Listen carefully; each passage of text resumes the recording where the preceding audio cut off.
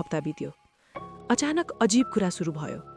November 8 एक साथीले देखेछ cinema हलबाट Sunita निस्कदै, भिडमा हराउँदै। त्यही रात गाउँलेहरूले देखे सुनिता र सुजना सँगै हिँड्दै, आफ्नो घर छिर्दै।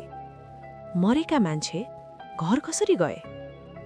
नोभेम्बर 10 बिहान सबेरै अनिताको घरमा फोन आयो। फोन उठाउने आमाले अनितालाई बोलाइन्। फोनमा सन्नाटा अनि एक आवाज, चिन्न सक्यौ भने सोध्यो।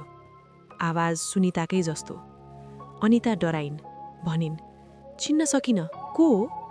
उत्तर आयो, म सुनिता, सुजना पनि छ, मकै खेतमा घुमिरहेका, आज मुभी हेर्न जाने, आउँछौ? फोन खस्यो। अनिता चिच्याइन्। आजसम्म हत्यारा को हो थाहा छैन, तर गाउँमा उनीहरू अझै घुमिरहेका छन्।